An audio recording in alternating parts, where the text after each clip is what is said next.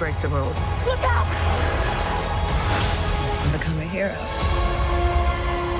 I do it, and I become the enemy.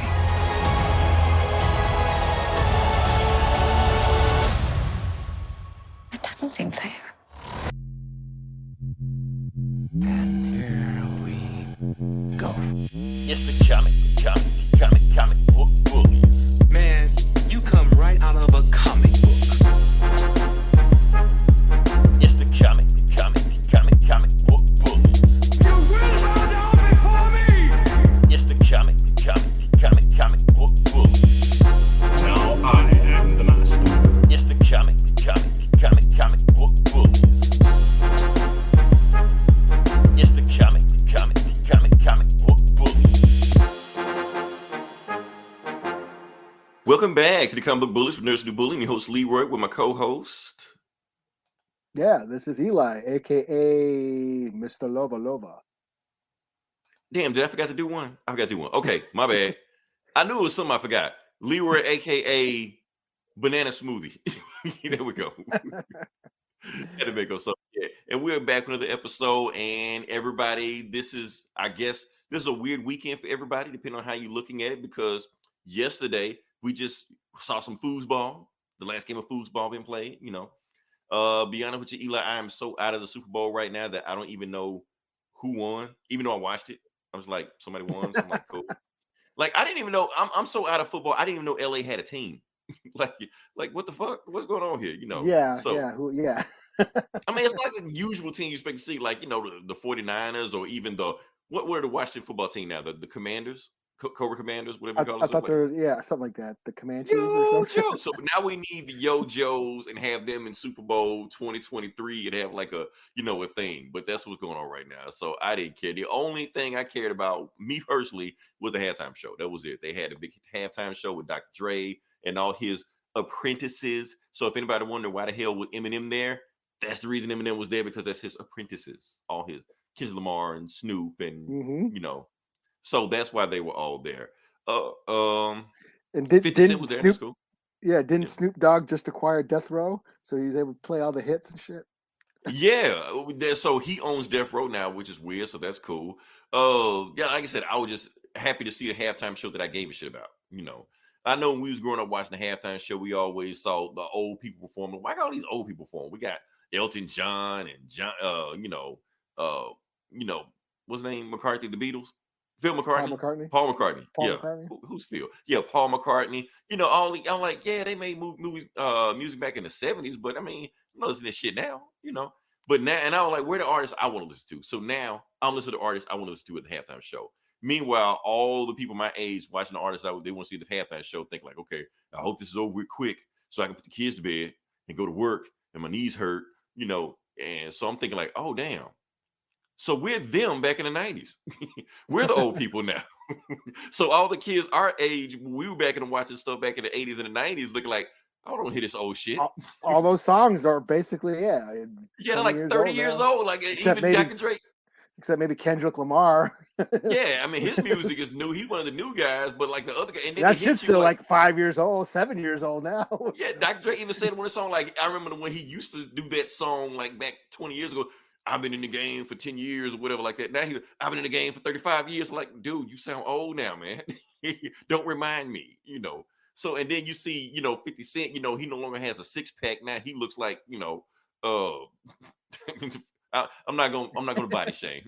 But there are people he's got a dad bod. He's got a dad bod now. They say he's no longer 50 Cent. He's $1 now. He's a full dollar. So yeah, 99 cents. So yeah, but that's my thing with the halftime show. So I was excited for it. I was happy. But Eli, that's just one thing. That was yesterday. Now we got to focus on today, because there is something special going on today, and hopefully everybody is celebrating this also. If you forgot about what today is, you're in trouble. I don't know what to tell you, because now we're going to talk about Valentine's Day, and we got to do this because normally on the Comic Book Bullies, we like to give love advice. We don't just talk about comics. We're life coaches also. Yeah. So yeah, because the thing is, what I want to talk about first thing, I want to give you some advice. First thing, if you're waiting to send dick pics. That's all you need to know. Okay. I wish you would have told me that earlier, Eli. Okay, take Eli's advice. See, already we're screwing up. Okay. Another thing. On Valentine's Day, like I said, if you haven't already sent the gift and gotten your gift, you waited too long. If you want to send a gift to her office, make sure you have visited her office, her job place. Don't do it if you haven't visited her office before or you don't know where she works and you have gone through other channels. Don't do that. It's creepy. Stalker shit. Don't do that. Also, and I learned this from experience, don't mark your gift as secret admirer. Don't do that. Because the one thing is that she's going to get your gift and she's going to assume it's another guy. And that guy is going to reap the benefits of the gift that you got her. Because what are you going to do? Say, no, that wasn't my gift? No, he's going to be like, well, I didn't get you shit. But... I wonder if this was from Idris. Right. And Idris going to be like, yeah, it was me. So, yeah. So then you just looking like an idiot because you did. And plus, it makes you look like a assertive also. So if you're going to give a gift, make sure your name is on it. Don't do the secret admirer shit. Let's end this high school, elementary shit. Let's just get out of that, you know. So that's all I want to say about that. So Eli, now we're going to move on to the next part. We're going to move on to some news we just got like an hour before we started recording. And that is to rest in peace to Ivan Reitman. Now, I've seen Ivan Reitman movies before, but for the top of my head, I can't remember all the movies that he did. Even though I know if I recognize him, be like, oh yeah, I seen that. I seen that. So I'm gonna kind of let you take point on this one, Eli, because I know this. I know for a fact that you can name like a bunch of Ivan Reitman movies on top of your head. Well, Ghostbusters. Obviously, yeah. We know Ghostbusters. That's Ghostbusters. He did like I know he produced a bunch of movies too, like Animal House.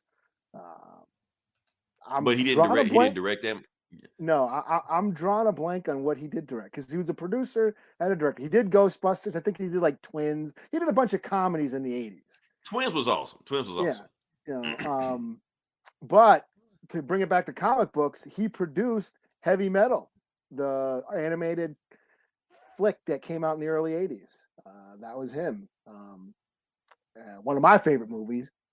And so, yeah, I mean, he's a comedy movie legend, I guess.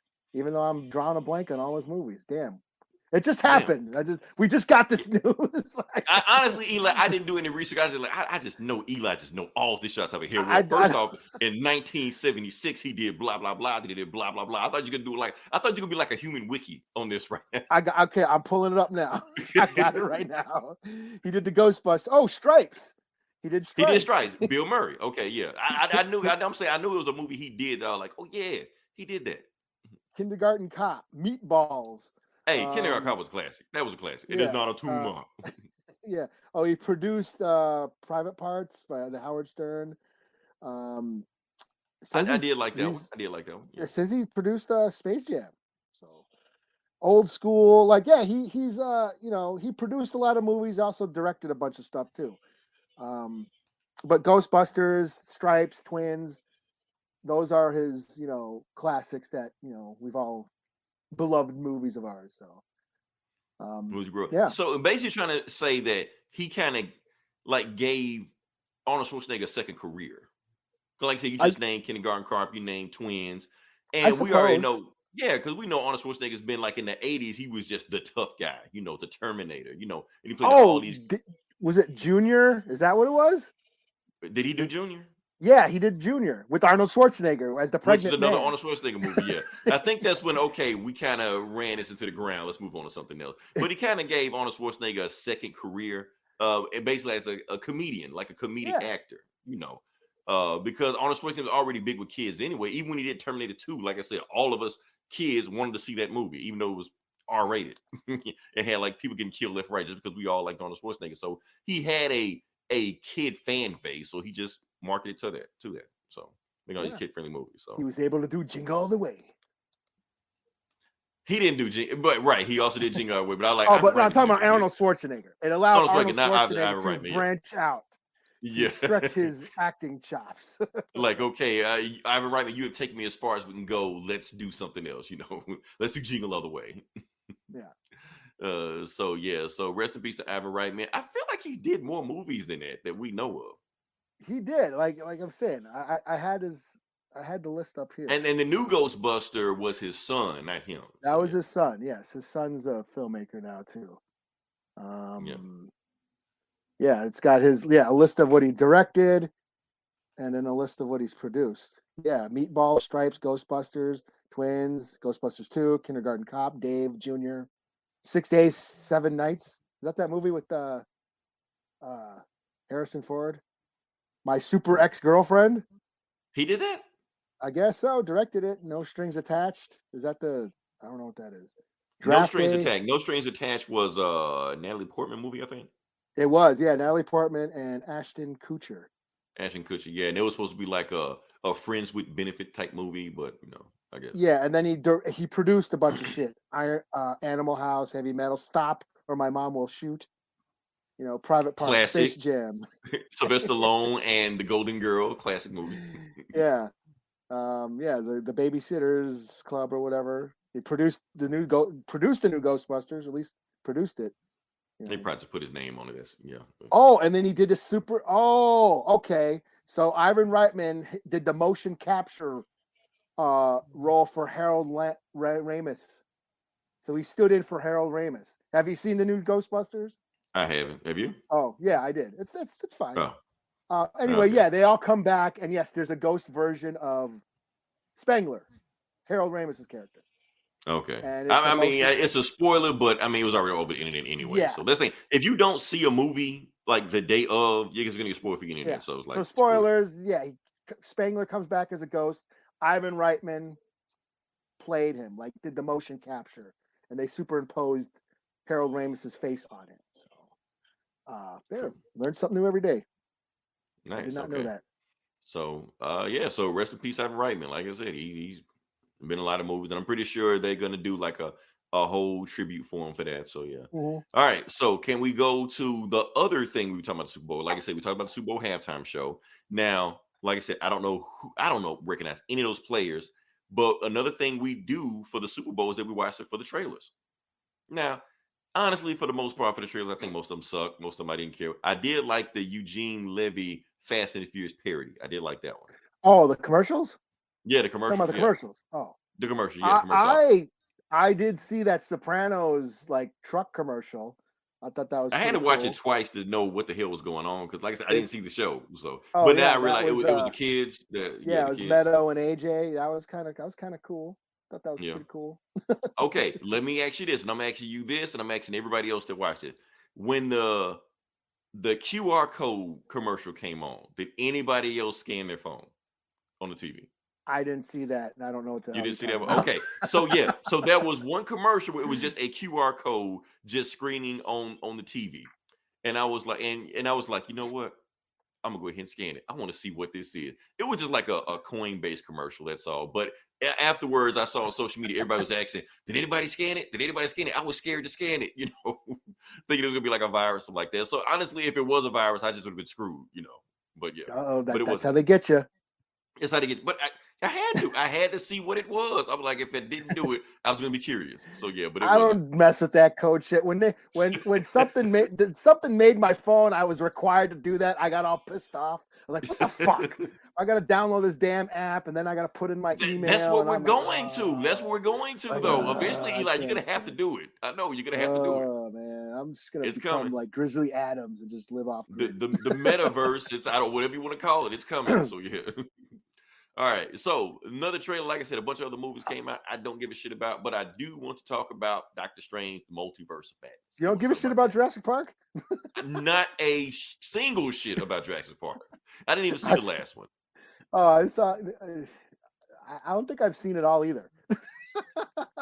There's that dinosaurs running around in the snow. I was like, how the fuck does that happen? Right, reptiles in the snow. They're gonna fucking die. Like, what the hell? Right, but it's dinosaurs. You can just make the shit up whatever you want to. I'll be honest with you, as far as the whole Jurassic Park franchise, I kind of like the first one. I wasn't like, oh, it's the greatest movie of all time. It never had no special place in my heart. I liked it. It was cool. I was so fucking high when I saw that first one. I was so high, man. I mean, is that a good thing? That fucking T-Rex, I was like... It wasn't even in 3D, but it felt like they said, don't move. I sat there and holding my breath. Like I said, the first movie, I liked the first movie. The other two, I was like, no. Only thing I like about the third movie is that it was short. That's all. I did like the second one, but yeah, the third one straight up sucked. And then, But the third one was short. This thing, I was Yeah, like, by the time I was like, it's over already? Okay, yeah, it's over. But yeah, and then the Chris Pratt ones, I was just like, okay, so he's training dinosaurs. I don't give a shit. The second one, I don't That even was all right. know. yeah, I Yeah. don't think I made it through. I think I started watching it and then I fell asleep and then I tried to watch it again and then I missed some of it. And then I don't think I've actually sat down and watched the whole thing. Okay, So obviously, you haven't made that's it how to much the I gave end. a shit about it. Yeah. Okay, so you didn't make it Yeah. to the end of the first Chris Pratt one. If I did, I don't remember. The Obviously, he T-Rex survived. fight versus the Megalosaurus, whatever. Oh, did they? Yeah, I That was remember a pretty house. awesome. That was pretty awesome. The movie remember there was sucked, a but I was like house. that. I was watching it and I was just like, okay, this movie's whatever. But then ending, I was like, oh, okay, shit is happening. Okay. But the second after that, Chris Pratt was like, I don't care. And this new one, I don't care. That being said, don't give a shit about Jurassic Park really at all, even though they had a bunch of screening. But like I said, we're going to talk about the Multiverse of Madness. Now, I already know that there are like 15 million YouTube theory videos out right now saying this, Mephisto, this, and all that. I'm going to tell you right now, Eli, they're all wrong. They're all full of shit. It's WandaVision really? all over again. They're all So wrong. Wolverine's not going to be in this movie? What the fuck? Exactly. No Batman, none of this shit like that. No Invincible. None of those people are going to be here. No Ninja Turtles, So, but there are some theories that I want to just point out to that and because I didn't watch any of those YouTube videos stuff like that, but I just want to point out some theories that I think that might happen. Now, first, we got this bull looking thing. Who is this? I don't know. I don't give a shit. But there are going to be a million theories. Wouldn't that dude in the new that's that Minotaur guy. Sure. Okay. Yeah, it's a Minotaur guy, I guess. Yeah, wouldn't he didn't he appear in Immortal Hulk?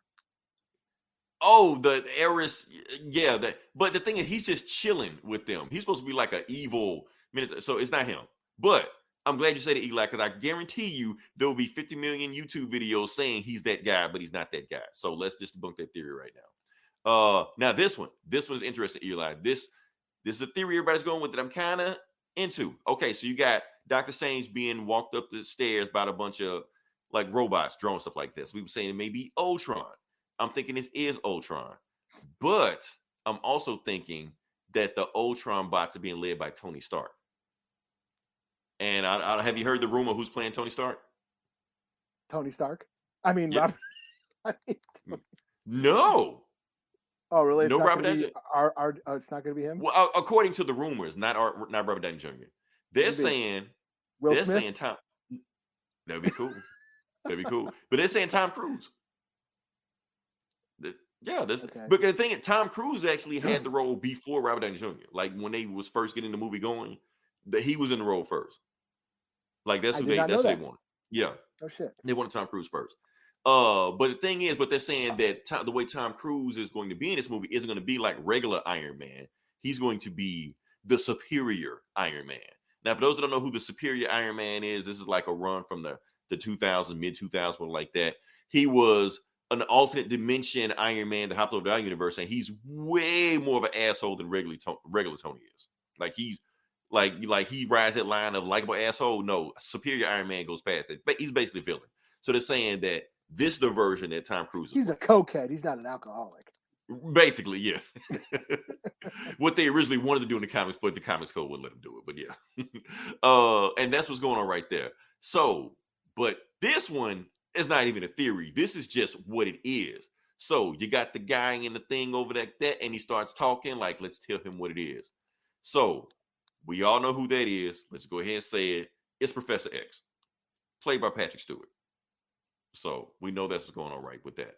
I didn't watch it that close enough to notice. It jumped out at you, even if you wasn't paying attention. Well, for me, I was barely paying attention. I heard the voice. I was like, oh shit, is that who I think it is? Like it can't be anybody else but him because his voice is too distinctive. But having Patrick Stewart voice in the trailer and having theories of superior Tony Stark being there, that lets you think, here's a theory, the Illuminati is going to be there. They're going to show the entire Illuminati. Yeah. Well, he was on it, right? Right, he was on it, and some more people on it also. And plus, the Illuminati did do all that multiversal hopping stuff like that, to protect Black whatever thing like that. Panther and Black Panther there. And plus, Tony if they Stark can and- have Black Panther sitting there with the helmet on, with the mask on, you ain't even got to recast. He's just there. there you go. There you go. So yeah. So all you recast the T'Challa guys, you won. What else we got here? Like I said, now you have Scarlet Witch fighting another flashy person. We don't know who it is. People thinking it's a variant Captain Marvel, but I'm thinking that is Superior Iron Man right there. I'm thinking that's Tom it's not Cruise. the Phoenix. Could be. But like I said, there's going to be theories. But I'm thinking that's Superior Iron Man right there. She's fighting because they're saying Superior Iron Man is supposed to have the Infinity Gauntlets also, like the Infinity Gems with them also, and he's already beat Thanos and he controls Ultron. So those were Ultron bots that we saw scoring them up because he's superior. What do we got here? Okay, so you got the Karma Taj Mahal, whatever. You got America Chavez right there, but the black dude's. Oh, is that who that is? Yeah, it's America Chavez. Okay. She's in this movie. Yeah, because the whole movie's about to be like Nexus beings, and she's a Nexus being, whatever like that. But that's confirmed. That's not even a theory. She's confirmed to be in that. But the black dude, that's Brother Voodoo. Oh, excuse me, Dr. Voodoo. That's what it is. Yeah. I didn't know that. He has a PhD. Okay. Yeah, he's confirmed in the movie. But like in the first Doctor Strange movie, his brother died. That's one of Dr. Voodoo's powers is that his brother died. So he has the memories of his brother in his head doing whatever. So yeah, that's his thing. So Wanda. Eli, does that set look familiar? Mm-hmm. Looks like WandaVision. Mm-hmm. Yeah, so she's doing a multiversal thing. Well, she even said in the trailer, when I do it, I'm a bad guy, but when you do it, you're a hero. And I don't think that's fair. I think that I was like, see, so if Wanda is the big bad of this movie, I'm all for it because we already know Elizabeth Olsen can play the shit out of a bad guy, and she doesn't even play a bad guy, but when she just does bad guy shit, you like it. So yeah. And Wanda is known for fucking everything up. Right. And they already said she was strong in the Sorcerer Supreme, and she was reading the Darkhold before the last WandaVision thing went over. So we already know at this point right now she's stronger than Doctor Strange. So shit's gonna go down. What do we got here? Okay. This is a big one, Eli. This is a big one right here. Now I've been wanting to talk about this one for a while because some shit has been going down. Damn, I didn't get all my scans. But anyway, so people are having discussions on who this monster might be. Some people, because there was a toy line that came out, then a toy line from Lego said it was Gargantos. And Gargantos looks like this. That don't look shit like this monster right here. We all know who this monster is. This monster is Shuma-Gorath. That's what it is right there. So the thing is, why did the Lego thing change it from Shuma-Gorath to Gargantos when we know the design looks like Shuma-Gorath? And the answer is simple. Your boy Eli, Conan the Barbarian. Mm-hmm. That's why it was changed. Because I'm sure it was we said this. It was related to because Robert E. Howard and H.P. Lovecraft were like homies and used to pen pal each other, and that's why a lot of like Lovecraftian monsters ended up in the Conan verse.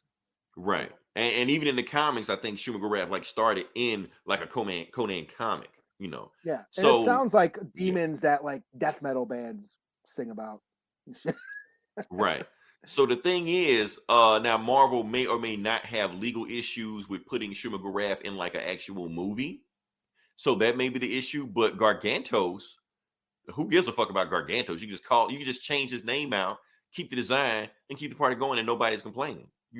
So yes, it's Shuma-Gorath in spirit in everything but name, but it's still Shuma-Gorath. So and I don't know what the fuck this is. I'm not gonna speculate, but you're gonna have people that speculate. So whatever it is, I don't care. It's a Deadite. Sure, yeah, why not? Marvel bought them last week, okay?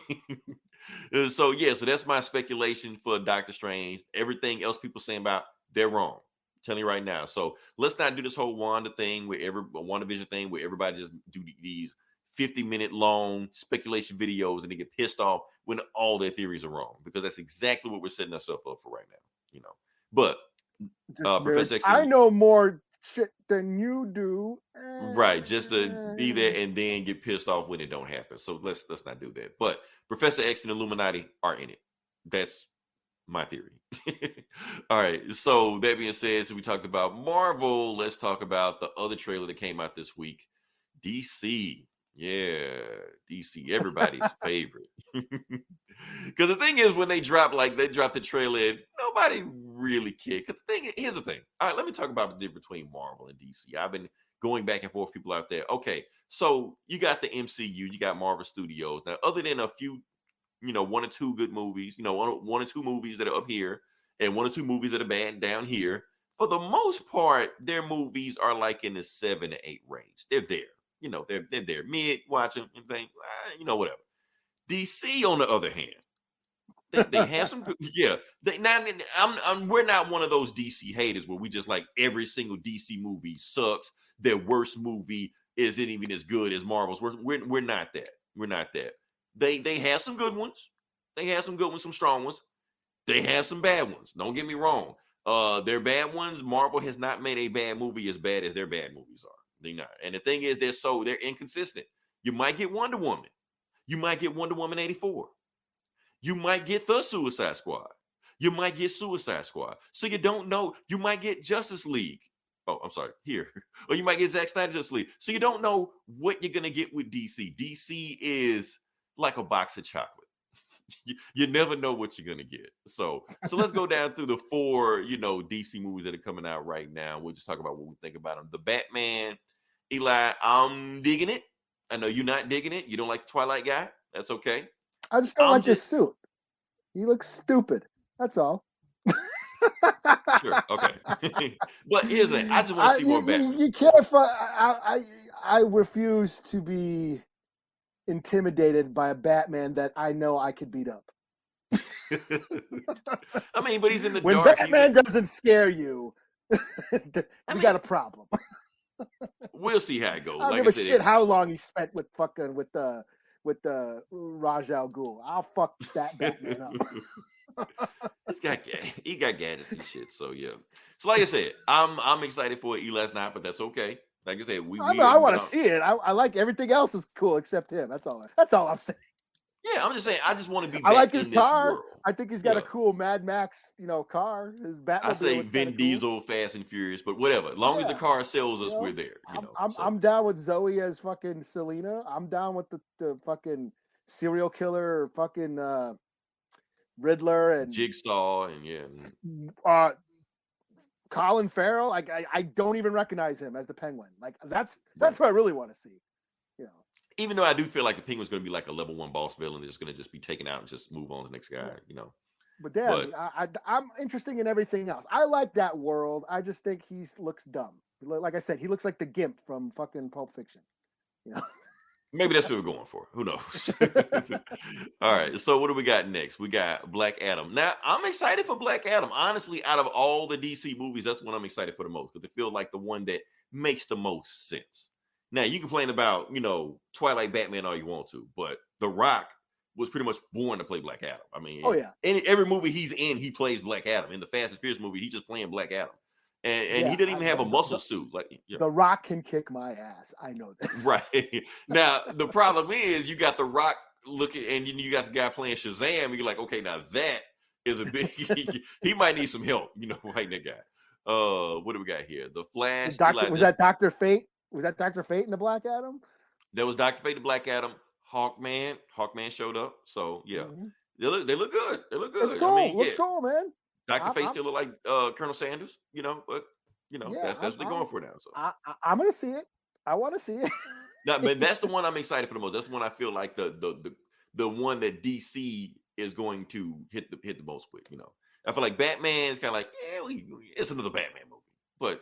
And don't forget that the Batman movie was originally supposed to be starring Ben Affleck. And it was supposed to be attached to the Snyderverse. And it was supposed to spin off from Justice League. But then DC was like, nah, because DC gonna DC, What do we got here? Flash. I don't know about this one, Eli. I don't know. This one should have been a layup. It should have been easy. But they screwed this up. How do you screw this up? I thought like everybody was supposed to be in this. Yes, just like every Batman's supposed to be in this, basically. Now, if everybody's supposed to be in it, then it would have been cool. But no, it's just gonna be like 15 different Batman guest starring Flash. That's gonna be like, we don't want that shit. Just do Flashpoint. How hard is it to do Flashpoint? How hard is it to do the dude from Walking Dead, make him Thomas Wayne, the chick from Walking Dead, make her Joker, and just make Flashpoint. Have Jason Momoa as Aquaman fighting Gal Gadot as Wonder Woman. Eli, people would have been throwing money at the screen if you did that shit. You know, and you don't like Henry Cavill, guess what? You don't have to have him. Have some skinny dude playing Superman that's been in the red sun all day. Boom, there you go. And you have a movie. Like, the movie was already written for you. How did DC screw up shit that was already written? Like, you sound like how I was sounding like talking about Boba Fett.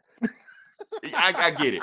Star Wars fans hate Star Wars. DC fans hate DC. I get it. Nobody hates DC worse than DC fans. But I'm just saying, man, like, it's a layup. It's a layup. How did you fuck that up? You know.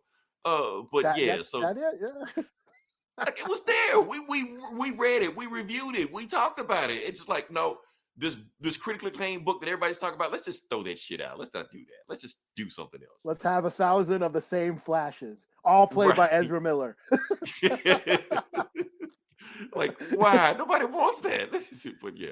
And then on top of it, they're saying they're going to erase the Snyderverse and everything that came before it and start a new one. Now, me personally, I don't care, but everybody else is like fucking pissed about that. How you could erase the Snyderverse? Like, the Snyderverse been dead since 2017. We need Mira's bad English accent, damn it. Right, like, let it go, man. It's dead. Just bury it. Consider this mercy. Like the Snyderverse line. What do we got here? Aquaman. This is a surefire bet, Eli. This is a surefire bet. This is the one where, like, every other DC movie, like, I don't know. Aquaman is a sure bet. It's gonna be there. Plus, it's wet Jason Momoa, and all those panties are gonna be soaking. Like it, now like that he he's did single. in the first movie. He's single now. I mean, not that they cared last time. like he's married, but do we really care? You know, now he's single. Yeah. You know, so it doesn't even make a difference with them. It's just like hella mad vagina panties are gonna be thrown at the screen. So the fact that he was married, single, they're gonna throw their panties. It's not like all of a sudden, they were waiting, you know, for him to get married. Oh, now we can throw panties in the inbox. Like, no, they were doing it before. They don't care. But yeah, you got Jason Momoa, you got all the people. Black Manta's supposed to have a bigger role than what he did before, you know. So we'll see how that goes. And his star has been rising. Yaya, his star has been rising. I mean, he was kind of on his way then. Yeah. No, I won't say that. I won't say that. People kind of knew about him, but he's a lot bigger now than he was then. You're right. But, you know, he showed his blue dick in Watchmen. He's been Candyman, and he's been around. And now, yeah, so I'm sure, you know, more pennies. More pennies. I was just about to say that. Yeah, just like Jason Momoa. He's like that now. So yeah. I'm just gonna be sitting in the theater eating popcorn. Chick next to me gonna have like a vibrator next to his shit. I'm just here for the plot. Like, what the fuck, man? What are we talking about? Quiet. Okay. I'm trying to hear the movie. Oh shit! They just think like it's just porn in them. They just going to see Aquaman. Oh yeah. Okay. So now we can transition to Nope. Okay.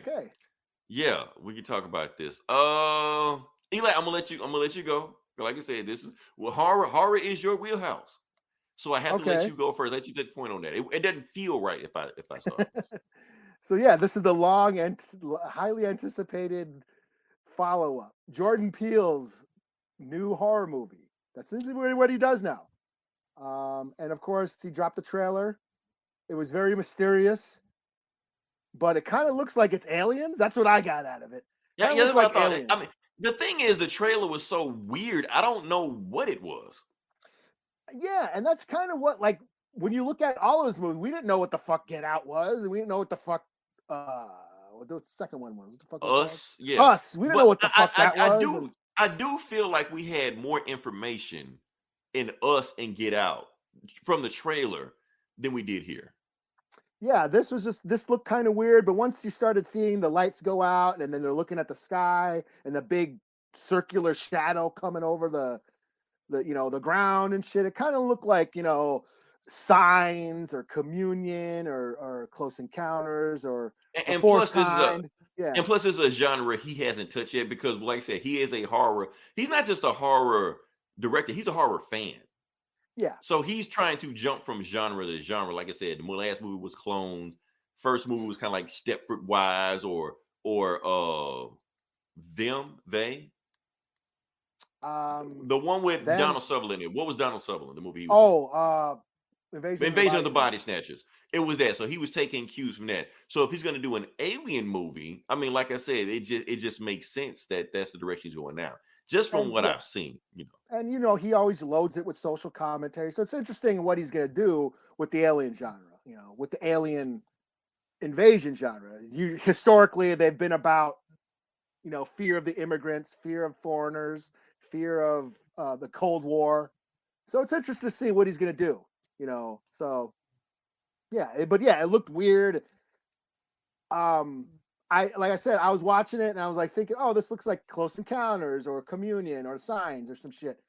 But there was one shot that I like, what the fuck was that? And I actually, you caught an Easter egg? You caught an Easter egg in it? Okay. No, it's just like, what the fuck was that? It was like somebody, when they're all looking up at the sky and somebody, it looked like they were like a zombie almost. Their teeth were all fucked up. I saw that also. Yeah, I freeze frames like, what the fuck is that?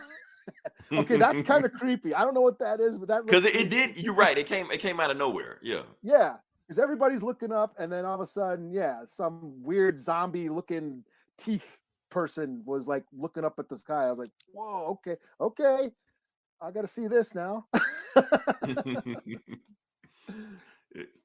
So yeah, but yeah, I gotta see Jordan Peele. It's just another Jordan Peele thing. Here's the thing, Eli. Like I said, I made a Facebook post today, triggered a bunch of people. I was trying to pull it up. I try to pull it up. I can't pull it up. I'm gonna just say what I said. I'm gonna just read it word for word what I said, but I can't pull it up right now. Jordan Peele knows black people don't mess with horror movies, and what does he do? Make another horror movie. So people got pissed, like most people, white people, black people, everybody got pissed off at me for saying that stuff. Some people agree with me, but the thing is, I think Jordan Peele knows that and named the movie. The reason I said it because the name of the movie, it kind of is a play on that, because the name of the movie is Nope, and I thought that name was genius. When I even saw the trailer, I was like, that's a genius name for a movie, regardless of what it is. I remember watching. Yeah. Oh, go ahead. I was just saying, because why? Because when anytime black people see a horror movie, when they go to the movie theaters, what is the first thing they say when the horror movie ends? Nope. I ain't seeing that. So that's why he named the movie what he did. I remember watching Us like opening night. It was like packed, and then the first shot of the family in the driveway when they're all in shadows, I heard some dude go out, "Oh hell no!" Right. So that's the thing. So Jordan Peele knows that, and he named it because I was like, a lot of movies. It's genius. That's the thing. I remember going to like a midnight showing of the first time I saw 28 Days Later. I was like a midnight showing. I think it was at the Mall of America here in Minneapolis, and it was packed. And like that beginning scene happened, and then like it's all crazy, and the monkeys went crazy and started attacking people, and then it like went silent, and then the credits started rolling, and then some guy went, "Oh, this shit gonna be crazy," and then the whole theater started laughing and shit. Yeah. Yeah, I mean, it's funny that because like a lot of the horror movies that I first saw coming up were with my black friends. So now I want to say, when I say black people don't watch horror movies, black people don't mess with horror movies, I'm not saying we're a monolith. I'm not saying like it just don't happen. No, yes, there are black people that like we are not a monolith. We are not. I like to think I'm living proof we're not a monolith. Like hell, all the shit I do, but I'm just saying. So yeah, there are black people that love horror movies, like love them, but for the most part, it's not like across the board, just a thing that black people just do, like electric slide. I'm sorry to stereotype people, but every black person knows how to do electric slide. I'm sorry, we all do. You will never meet a black person that will admit to saying they don't know how to do electric slide, because they don't know how to do it. They will never tell anybody they don't know how to do electric slide. We all know how to do electric slide. It's across the board. Horror movies, yes, there are some that love horror movies, but there are some that don't. It's not like a thing, black representation is a little questionable in horror movies, I will admit, Yeah, that's the thing. Like, because we're gonna get chopped up the moment you see us on screen. I actually thought about, like what you're doing on the bully side, how you're doing. It's Black History Month, and you're posting all these black superheroes from comics. I thought about doing that, but I felt like it's not my job to, so I kind of felt weird about it. But I've been running the Vault of Horror, that outright geekery horror page, and I thought about doing that, like trying to show, like, do it some sort of like celebrate black people in horror movies in some way. And I thought, what if I started posting all the black folks that actually survived the horror? Right. I mean, do you have enough people to do 28 days? I don't know if I'm gonna make it through the whole month, but at least I can like do a list or something, like celebrate the black survivors of horror movies. You're like by day 8, you're like, oh shit, I ran out. I'm like, okay, it's got to be the fifth one. Right. And then there's some that survived that one movie, but then they get killed in the sequel. Like, oh, do they count? Like, right. And that's the thing with what Jordan Peele is doing. Like, he's making horror movies for black people, which is weird. That's why when he does make movies, it's almost like an event. Yeah, well, that's the thing. That's what's cool about his movies, especially like Get Out. Us was okay. But Get Out, you're seeing black or horror through black people's eyes. Like, what scares black people, and it's a different perspective. Yeah, it's a different what scares us? Being alone in a room full of white people. That scares the shit out of us. Yeah, that's just a different perspective, and it keeps the genre fresh. So that's why I'm curious to see what he does with like an alien invasion movie. So I'm curious. So we think it's an alien invasion movie, but it looks like it. It looks like it. Yeah, it looks like it is. So so all right. So I'm trying to think. We got what we do. Okay, we're transitioning. Okay, Eli, you thought I pissed people off with my note thing? Now we're there's a warm up for this. So yeah, I'm gonna let you go first. Oh, okay. Yeah, this one. Okay. So I'm gonna let you go first because you actually read the article on this one.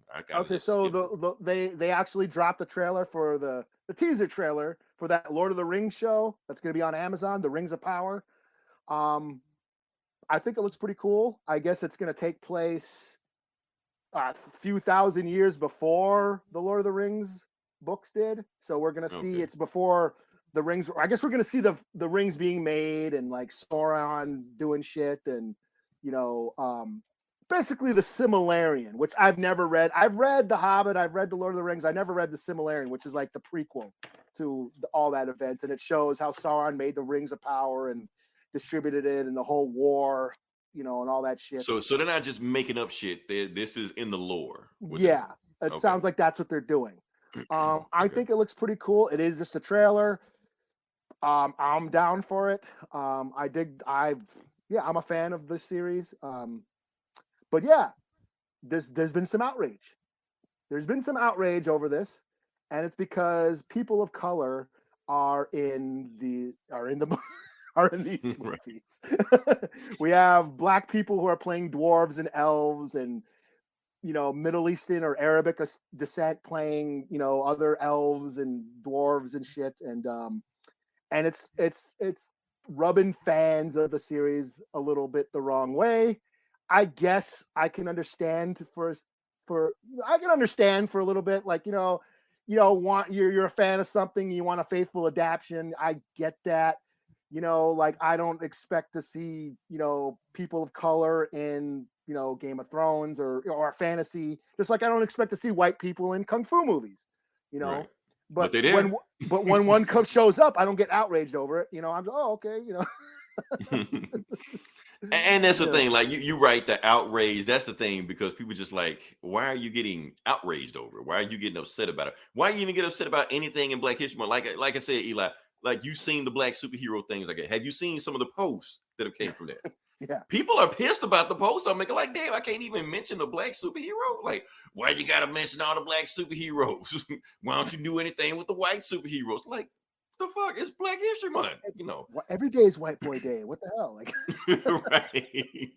And so, but my thing about this, am I upset about this Amazon thing they're doing right now? I'm not upset about it, but I am wary about it. It does make me cautious about it. But I'm not gonna throw a fit. Why you putting black people in my Lord of the Rings? I don't give a fuck, man. I mean, I always thought like Lord of the Rings was always like white Wakanda also. It was like their thing. It's like another planet where we don't exist. And I'm fine with that. It's a white powwow. It's right. Let's like let them have traditional white people. That's right. That's it's a Renaissance fair. Like The Witcher. Do the black people show up in The Witcher? I don't think they do. If they did, maybe in Netflix or like that. But I'm just saying it's their lore, it's what they do, and I'm fine with that. So these studios don't have to go out of their way to try to, add inclusion or, add, to check a box or add diversity. They don't need to do that. Because when they do that, they actually make things, sometimes they not even sometimes, usually they make things worse. Because normally we're never the lead. We're usually like side characters in the background that just add color while the other people do the stuff they need to do. So they're adding color, but they're still making us the help. That makes it even worse. You might have well just made them white. That's my thing. That's my thing to get pissed off about it. And one thing I just want to say this and put this out there. I don't give a shit if it rubs people the wrong way, but is it really diversity when all the people of color are playing non-human characters? Exactly, like all the space movies and stuff like that. All the dwarves and elves, they're all black and brown people. Like, right. Really? They can't be human. And that's the problem with these companies. They do shit like this, and they go, we got a black person in it. Let's just pat ourselves on the back. Good job, people. Marvel does that shit. Like in Marvel Captain does Marvel. it. Like Guardians of the Galaxy. Yeah. Like James Gunn even said it. Like he said it. He was like, yes, I'm gonna have all these aliens, but I'm gonna have one white person, so that way people will know who's the leader of all these people. Like, what the fuck? Like, they do that stuff. Yeah, like even in like Captain Marvel, like she's alien and Jude Law's alien, but they get to keep their whiteness. Even though they're aliens, but all the people of color are all different colors. Jimmy Chan, green, and all this stuff like that. So yeah. Did you ever see the movie Bone Tomahawk? Probably not. I've never heard of it. No. It's a Western horror movie with like Kurt Russell and Richard Jenkins and Zahn McClaren, the native guy who played Echo's dad in Hawkeye. It's a piece of shit. I'm sick of fucking making excuses. It's a racist fucking movie. I don't give a shit. Anyway, it's basically they wanted to make a cowboys and Indians movie, but they're like, okay, we can't have them killing Indians, so we're gonna make them monster cannibal savages or something. They're not really Indians, even though they look like Indians. They throw tomahawks and spears and shit. They scout people and kidnap the white people from town and drag them back to the foothill. They embody all the stereotypes that natives had in old westerns, but they're not natives. They're monsters. They're troglodytes or whatever. And they even have one scene where the native guy basically comes in to tell the audience, yeah, they're not natives. They're monsters. And then you don't see them again. Right. But here's the kicker. Those monsters are played by native actors. Right. But but if you looking for work, what you gonna do? You gonna turn the work down? I mean, what you gonna do? The one time they could have got Puerto Ricans and Asians to play the savage cannibals. They got natives to do it. Yeah, and that's why I get sick about DC when they always doing like Martian Manhunter, and they all the Martians are black and shit like that. Like stop doing that shit, man. Don't put that shit on Star Trek. That's what I was noticing in Star Trek. Star Trek is bad with this shit. Like aliens are the minorities. Yes, I get it. And they think they're doing something with it. That's so basically everybody is pissed off at this shit for different reasons. If we're not like to keep minorities out of my shit. We're just like, if you're not going to do it right, don't do it. That's all we like. Because the thing is, they doing all this diversity and stuff like that. But at the same time, you don't have to do that for these sci-fi and movies like that. Like Lord of the Rings. The black people that like Lord of the Rings are going to watch Lord of the Rings regardless. It can be as lily white as the snow, as a polar bear sipping a vanilla milkshake in a snowstorm. Black people are going to watch Lord of the Rings anyway, just like they love Harry Potter. They watch this shit. Are black people in Harry Potter? I don't know. Maybe. I don't know. But are there? Lord of the Rings, there may be one. I don't know. Think so. I think there's a couple. Are they? Okay. I don't know. But I just know I'm not into Harry Potter, so I wouldn't know. Right. I just know there are black people that love Harry Potter. They're Potter heads, whatever you call it, like that. They love it. So the same thing with Lord of the Rings. If it was nothing but white people in it, they would still love it. Hell, I don't remember. I don't think there was a single black person in those other 6 Lord of the Rings movies they had, and them shits was awesome. I loved them. Oh, the Maoris, the indigenous people in New Zealand, the Maoris, they played the orcs. Yes, right, because they was like in Australia, so like, yeah, but you can't have the main character. Can't have the main character, so you can do something else. So yeah, but that's the thing. So you don't have to add diversity and check boxes to get us to watch it. We know why you're doing it. You're doing this to get us to watch the stuff. But don't do it, because the thing is, when you try to do that to get us to watch stuff, we know when it's disingenuous. We can tell, we can sniff it out, we can smell it. So you hurt your brand trying to, cater to us when it's not genuine. That's all I gotta say about that. So yeah. So and the thing is, Eli, whenever I say this opinion online, people look at me like I'm stupid. Or like I'm MAGA or some shit like that. Oh, you must be a Trumper. Right. I'm like, wait, where'd you get that from? Fucking comic skater. No, I'm not that, man. All right. So what other do we got all the trailers? I think we knocked all the trailers out. Nope, we got one more. This your baby. This your baby right here. Okay. Oh, yeah. Firestarter. What we got? So, okay. This is Stephen King's one based off one of his old novels. It was already adapted back in the 80s. Drew Barrymore played her in when she was just a wee one. About this girl who has mutant powers. I don't know why Marvel doesn't let Stephen King write the X-Men, because basically that's all he's doing. So many of his books have people with psychic, weird mutant powers. Was he an X-Men fan or something? Or I don't know. I would think so. He was a comic book fan. So I would imagine, yeah. Like Carrie had telekinesis. You had Danny, who was in The Shining. He was like psychic. And then in the sequel, Dr. Sleep, there was those other shiners that were trying to steal people's essence and their powers. It was like an X-Men movie too. They were like the Brotherhood and shit. And Firestarter, yeah, she can create fire. She's a firebender. And basically it's a story of the government. She was like her parents were like a government experiment, and then they had her. Now she's got these fire powers, and the government's after her, and it's a chase movie, and she burns people alive and shit. I always loved it. I should probably read the book. I always meant to read the book. I loved the first movie. I just thought it would be cool to have superpowers like that. Your kid fantasizing. Yeah, wouldn't it be cool to just burn up that bully? But yeah, no, I'm stoked for this. We've been getting a lot of Stephen King reboots because of it. Some of them have been cool, some of them are not so much. But hopefully this one's good. So yeah. Okay. So what is this coming on? Theaters only or Netflix or? I don't know. I know it's going to be in the theaters. I don't know if it's going to stream like Peacock or something like they did with Halloween and shit. I don't know. Yeah, I think that is dead in 2022. I think they're trying to get people back in the theaters. So all this day one streaming, that's thing in the past. We should have enjoyed it while we had it. So, it was fun. It was fun. Yeah, I liked it. I mean, they weren't making any money doing that, so it didn't really benefit them to do it, But I was just like, oh shit, 2:00, time to watch Halloween. Like, right. I mean, because a lot of movies that dropped, I wouldn't even bother watching, but I was like, shit, if it's on streaming, I'll just watch it. Fuck it. Yeah, HBO, all that. I watched a bunch of movies I wouldn't have watched on HBO had they not dropped a bunch of shit, so. Right. So I'm just like, cool. All right. So we go into the Vidja Game section, Eli, and this one's on you also. Is it? Oh shit. Did you play this?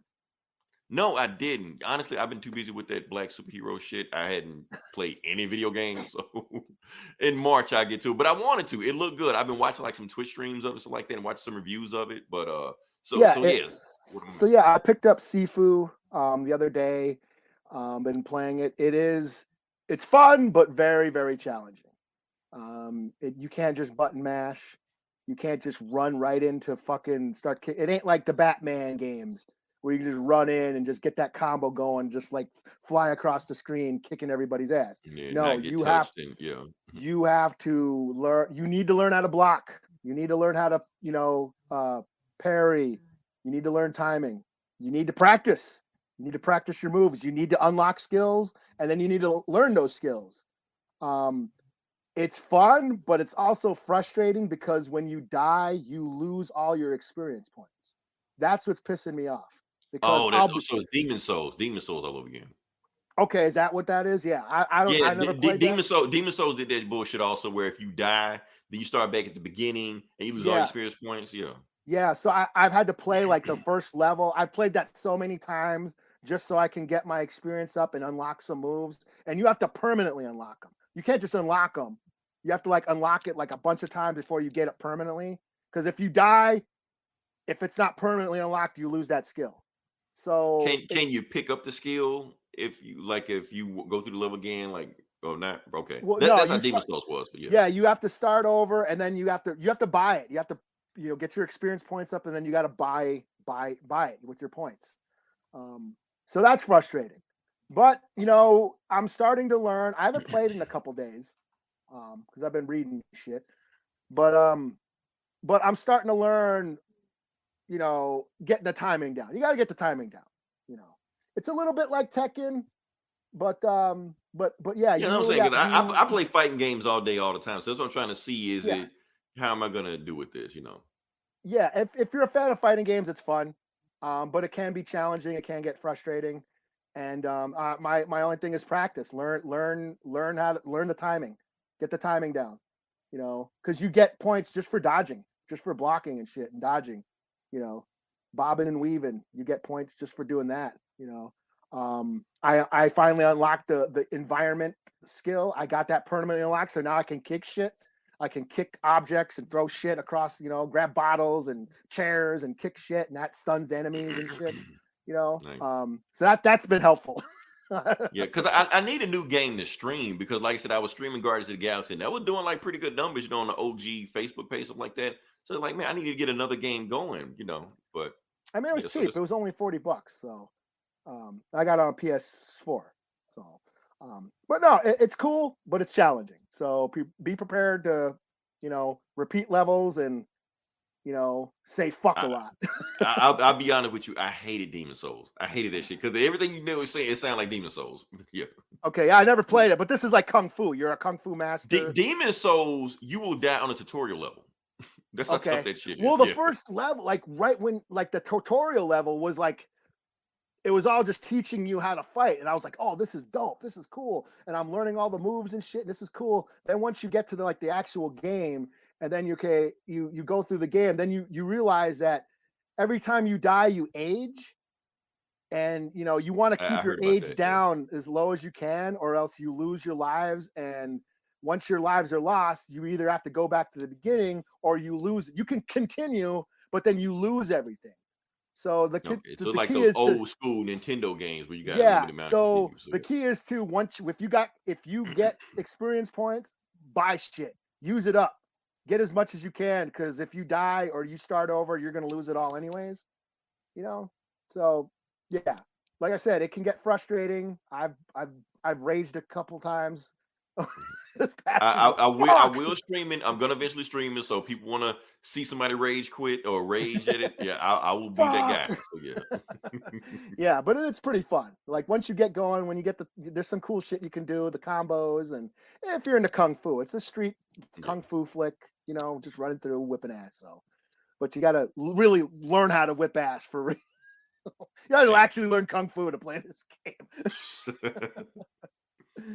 Yeah. All right. Cool. All right. So you move on to the next part of the podcast. Yeah. All right. Like I said, this is Comic Book Bullies, where we talk about the comic books. I'm just going to jump into it, and kind of a light week, but I was able to scrounge up enough to get a good story going. So Eli, I'm gonna just go ahead and go first on this one. Let's see what we got here. Yeah. So the first one we're gonna do is Devil Reigns #4. Did you read this one? I did. Yeah. Okay. It was a book. It was a book that came out this week. Yeah. It was a book that basically that's going to lead to the next one that's coming out. Yeah. So yeah, kind of all the books we read, this is definitely one of them.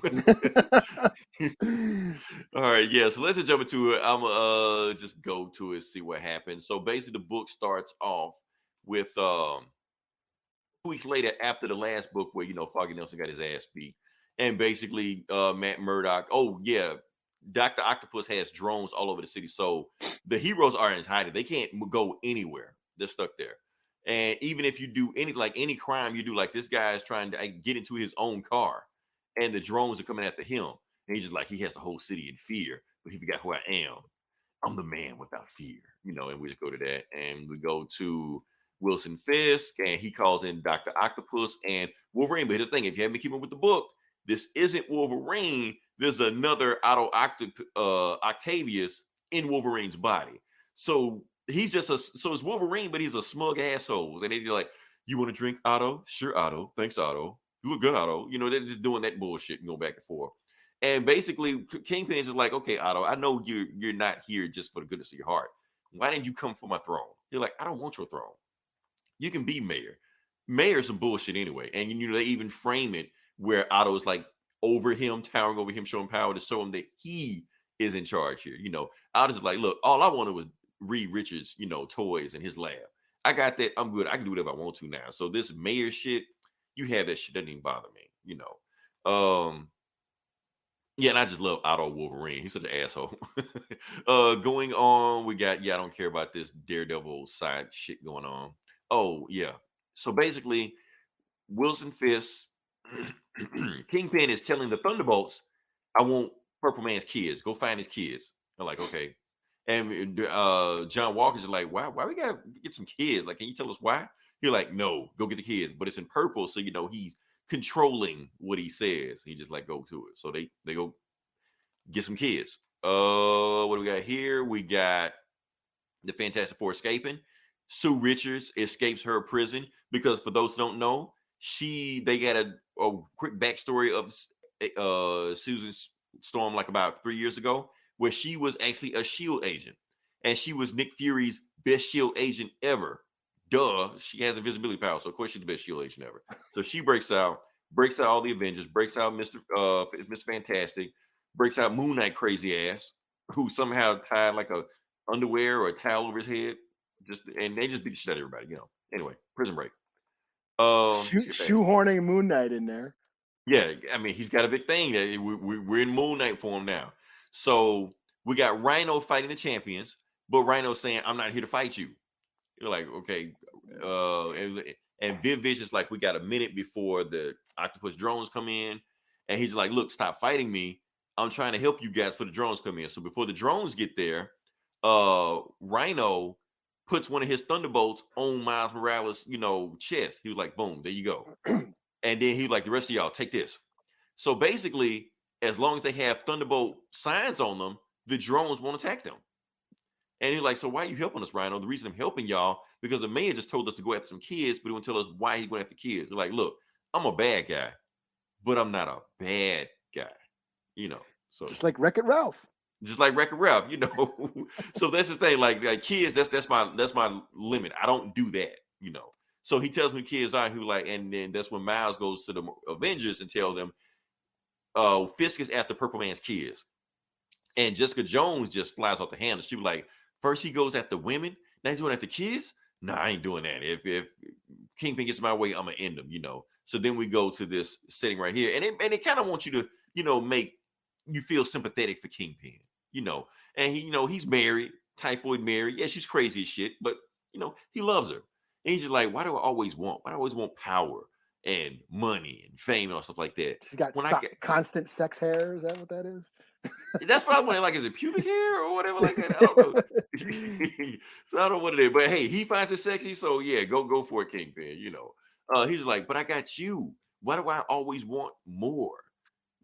And she just like, "Yeah, I know you remember when we first made love, and I don't remember that because I had all this trauma that I had to go through." He's like, "Yeah, I understand that." And then he just says, "I wish you could remember," but he's got the stick in his hand, so he's forcing her to remember. He's like, "Oops, I didn't mean to control you." She's like, "No, I'm glad you did it. I remember now. I didn't even know you had that power." And he looks, he was like, "Oh shit, I didn't know I had that power either." So he leaves and he goes upstairs. He's like, "Uh-oh, there's some big shit going on." So he runs in the room and he talks to the thing and he says, "Remember." So they use the Purple Man to erase his memory of who Daredevil was. So he's like, "Okay, I'm gonna use Purple Man's memory to remember who he was." And boom, it hits him. Like, oh shit, Matt Murdock erased my memory. So he remembers everything now. The end. Or to be continued. Murdoch. Yeah, so they Like did Mr. all that. T, 18. Oh yeah, Murdoch. Howling Mad Murdoch. I forgot about that. Yeah. So that's the thing. This book is still kind of just going. This Like, one was a drag, yo. it really was. I know it's trying to set up for what it is, and I'm trying to defend the book, saying it's not Civil War 2.0 or 3.0 or 2.5, whatever it was, but that's what it's feeling like. Basically, This is just it was just nothing really happened. Nothing happened. Like even the prison riot, it was like, let's shoehorn a superheroes beating each other up in prison.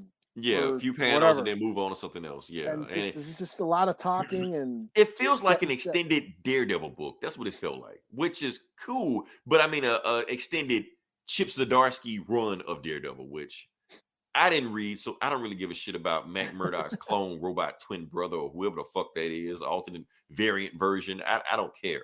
But they keep throwing these people in here, and I don't care what Foggy Nelson did. Get to the actual story. But they keep setting up, I guess, the June issue of whatever this, I don't know. So I'm here, but I mean,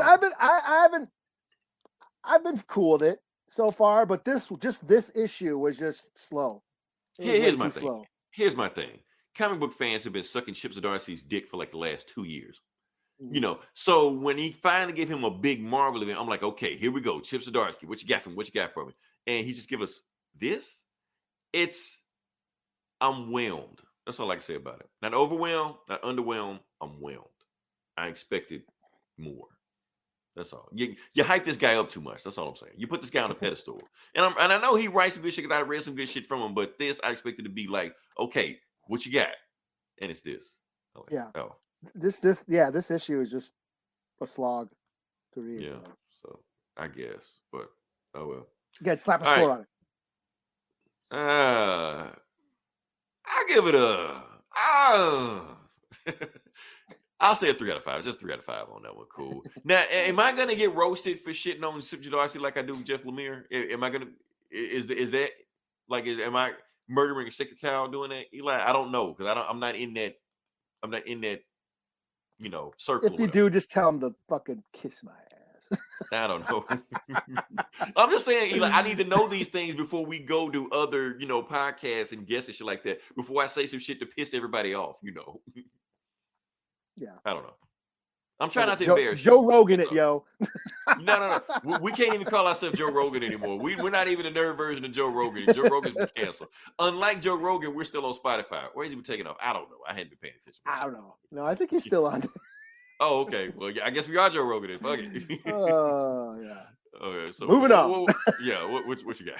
I'll do this memorial ride. I'll get this out the way. This is like, I read this and I'll take a deep dive. Well, I'll try to go deep. So this is Memorial Ride, and I got an image. I got images. Ooh, go for it. Oh yeah, you can do it now. You don't need me to do the thing. I got the screens, yo.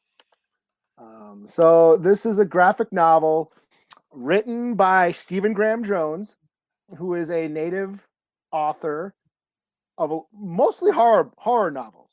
He's a native horror writer.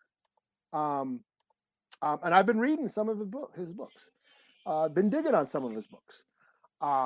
He's actually written some of those stories that have appeared in those Marvel Indigenous Voices books, Mm-hmm. So he's dipping his feet into comic book writing. And I think this might be his first major, full-length graphic novel that he's written. But you say this came out in 2021? Yeah, it came out a couple months ago, and I just got it. I just ordered it. It came in last week, and I just read it. So, with art by Maria Wolf, who I am a fan of. She's been doing a lot of art for all the companies, Marvel, some of the indies. She does a lot of cover art, and her shit is crazy. And she also draws gnarly ass werewolves. She's also in the book that I'm in, that graphic novel that came out about the native werewolf stories that's coming out next month. She's got some work in there. So does he. So does Stephen Graham Jones.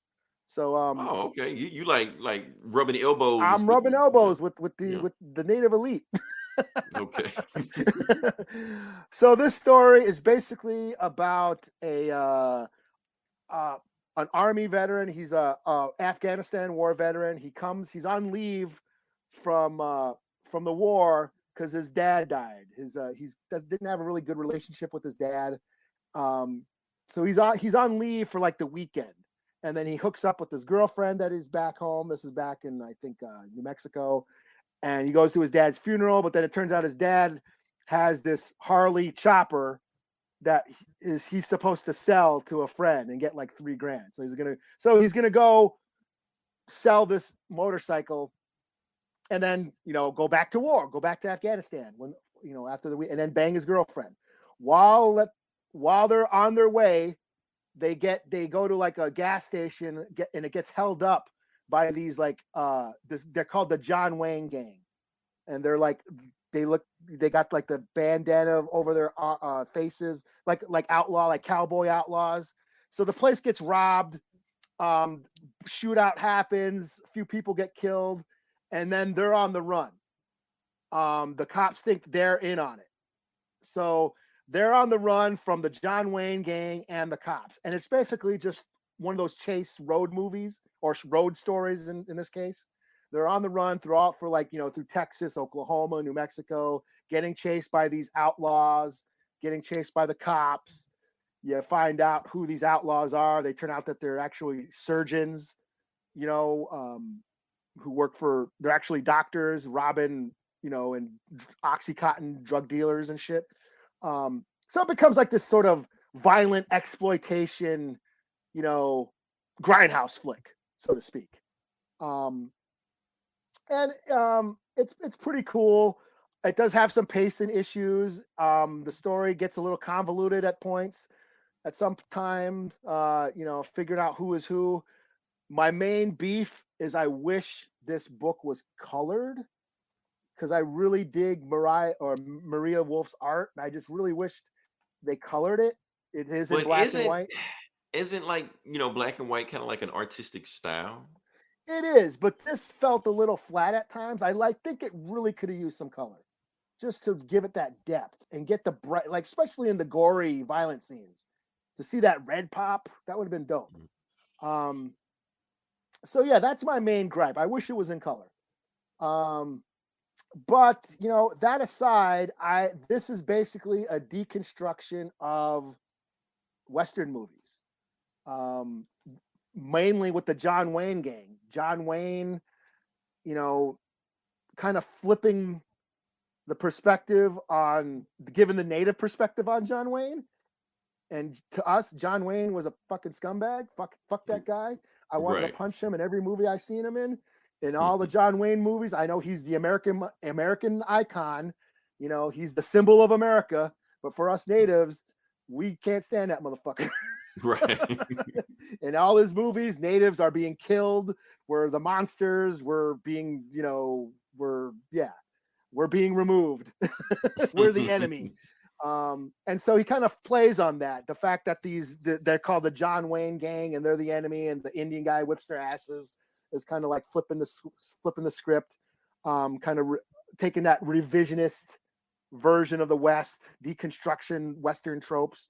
It also deals with like the military, the Apache helicopters, how the military still uses these like native code names like Geronimo and the Apache helicopter, and naming their boats and their equipment and shit after native chiefs and stuff like that, which is basically using these terms that were developed by the cavalry from, back in the 1800s. The cavalry that, killed all the Indians and all the Indian wars are still using these terms today.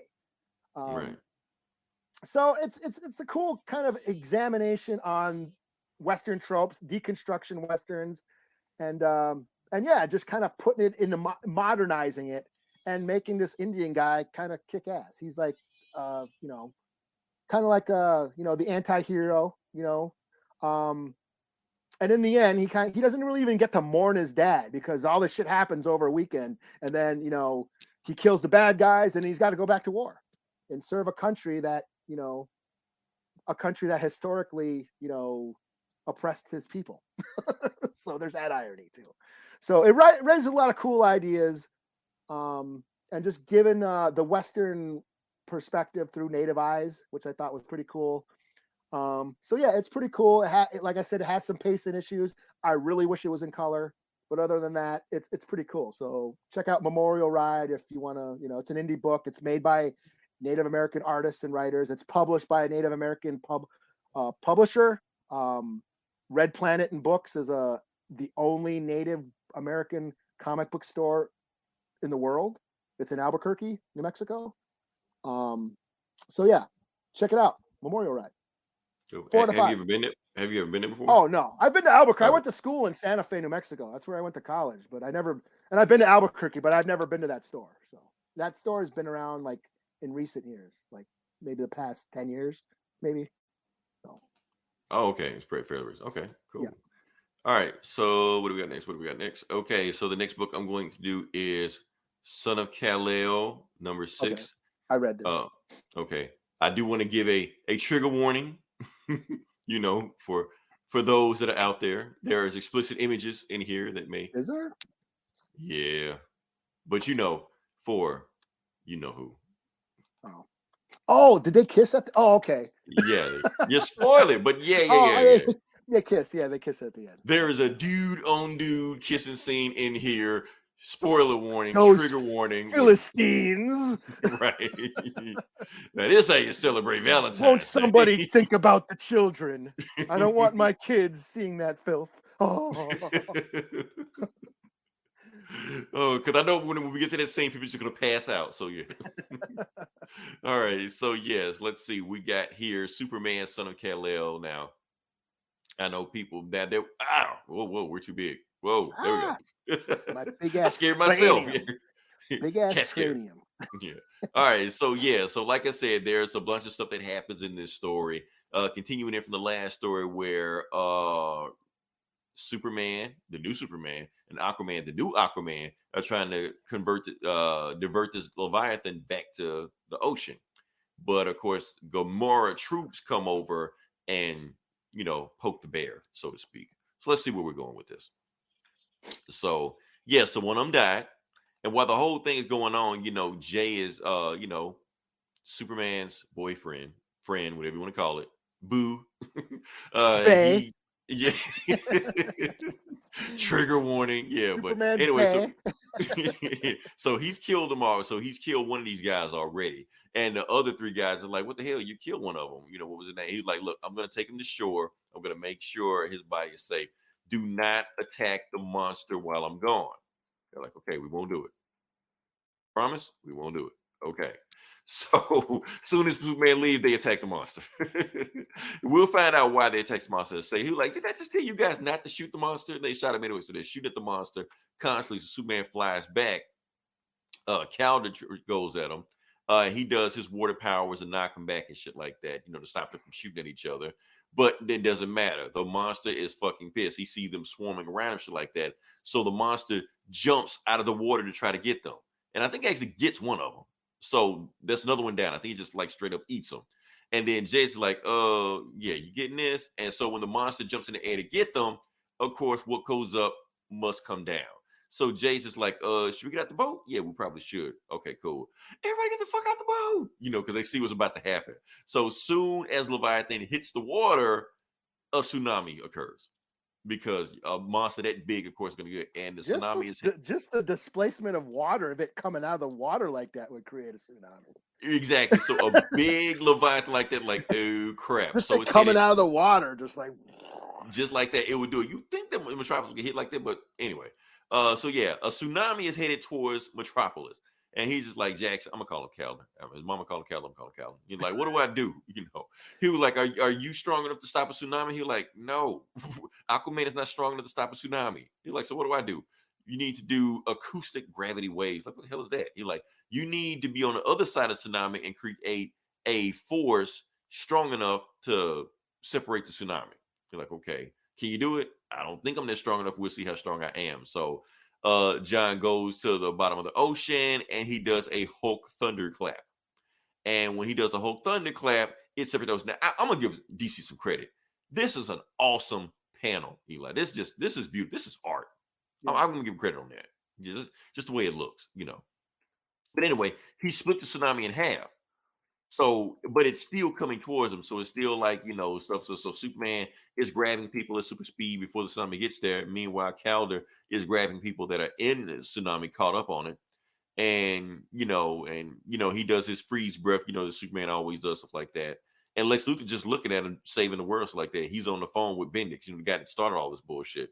He just like, are you gonna handle this? He's like, don't worry, I got this, Luthor. I'll handle this.